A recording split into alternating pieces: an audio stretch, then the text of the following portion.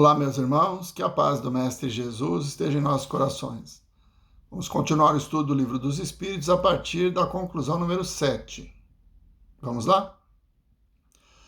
O Espiritismo se apresenta sob 3 aspectos diferentes: o das manifestações, o dos princípios de filosofia e de moral que deles decorrem e da aplicação desses princípios. Daí 3 classes, ou melhor, 3 grupos de adeptos. Primeiro, os que creem nas manifestações e se limitam a constatá-las. Para esses, o Espiritismo é uma ciência experimental.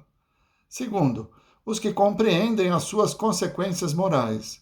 Terceiro, os que praticam ou se esforçam por praticar essa moral, seja qual for o ponto de vista científico ou moral, sob o qual considerem esses estranhos fenômenos, todos compreendem que eles constituem uma ordem inteiramente nova de ideias que surge, cujas consequências têm como resultado uma profunda modificação no estado da humanidade, modificação que só pode operar-se no sentido do bem, o que também é fácil de compreender. Quanto aos adversários, igualmente podemos classificá-los em 3 categorias.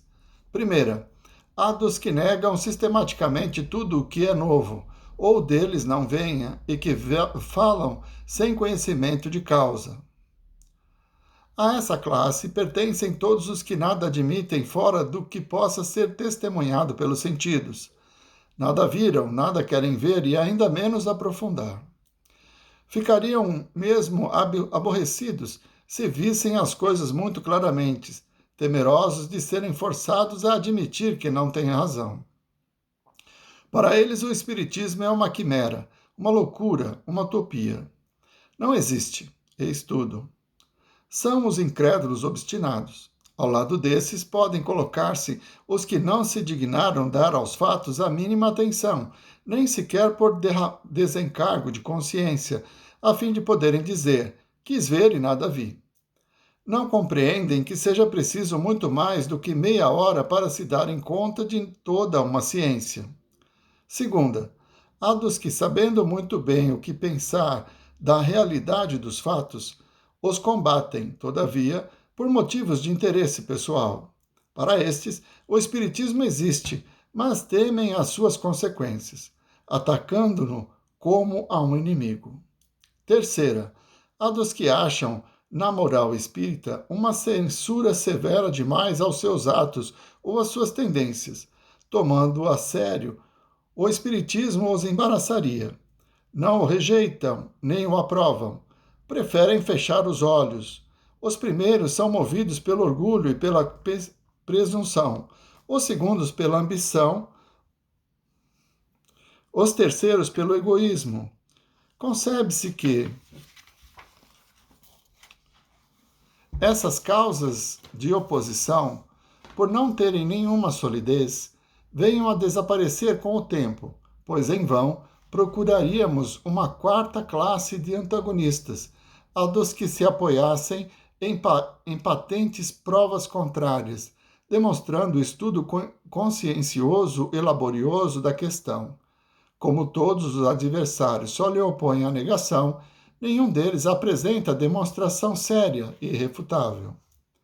Seria exigir demais da natureza humana acreditar que ela pudesse transformar-se subitamente por efeito das ideias espíritas. A ação que elas exercem não é certamente a mesma, nem do mesmo grau, em todos os que as professam. Seja, porém, qual for o resultado dessa ação, por menor que seja, representa sempre uma melhora, ainda que fosse somente o de dar a prova da existência de um mundo extracorpóreo, o que implica a negação das doutrinas materialistas.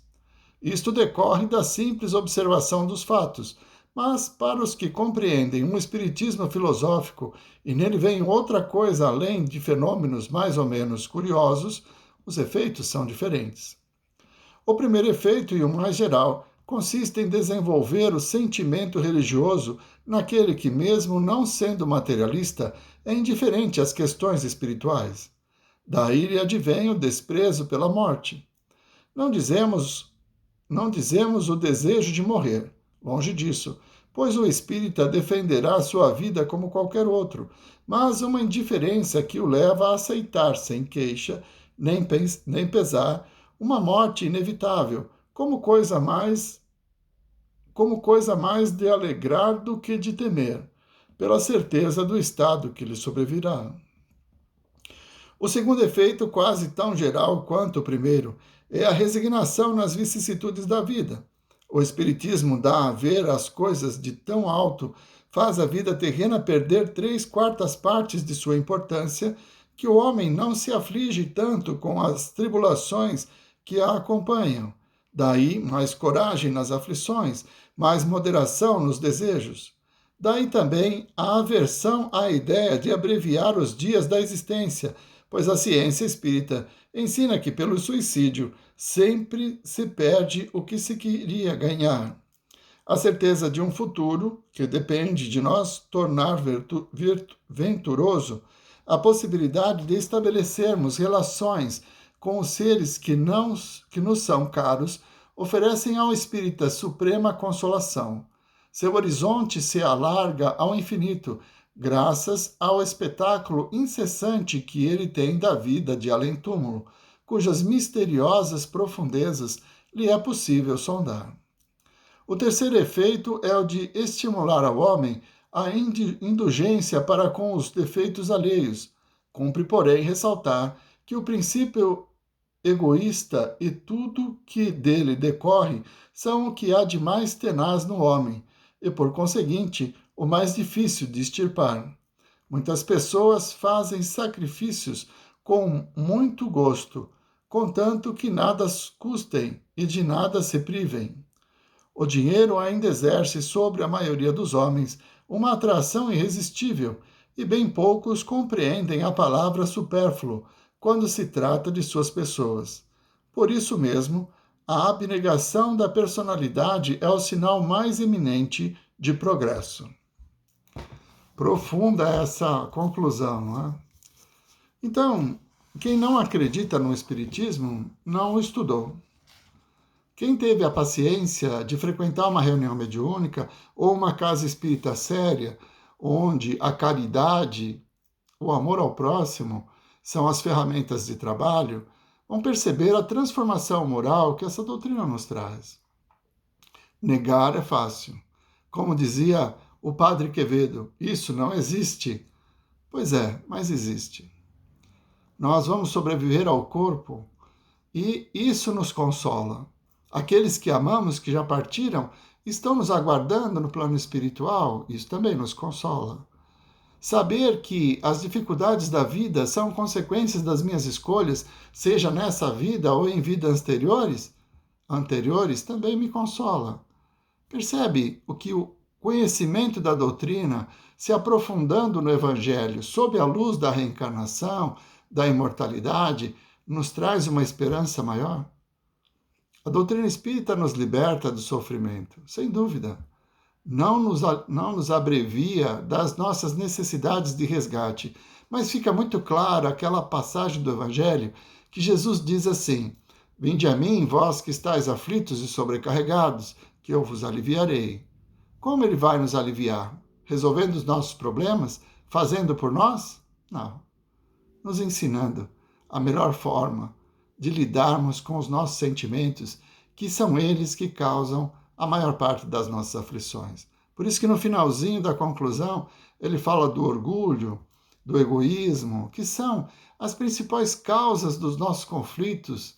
Né? Ah, a pessoa fez isso para mim, eu não consigo perdoar. Por que você não consegue perdoar? Porque é orgulhoso.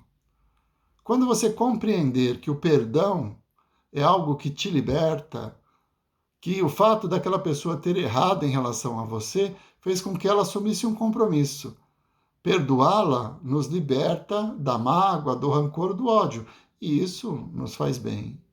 Percebe a grandeza da doutrina, a profundidade que esses conhecimentos nos trazem a partir da prática da caridade, da compreensão do Evangelho? Ah, jamais eu daria a outra face a quem me batesse na face direita. Esse Cristo é um fraco. Não? Foi dito isso a Gandhi, na Índia.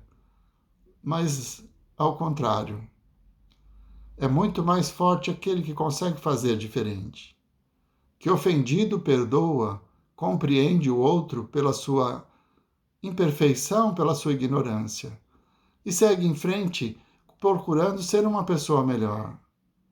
Isso é oferecer a outra face, como disse Jesus.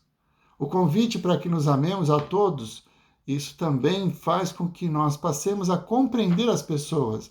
É claro que nós não vamos pegar todas as pessoas que conosco convivem, trazer para dentro do nosso lar, abraçar, beijar, sustentar. Não é isso que ele pede. Ele pede para que nós respeitemos o outro, para que compreendamos que cada um de nós tem o direito de errar, todos temos livre-arbítrio, e a partir dos erros é que vamos aprendendo.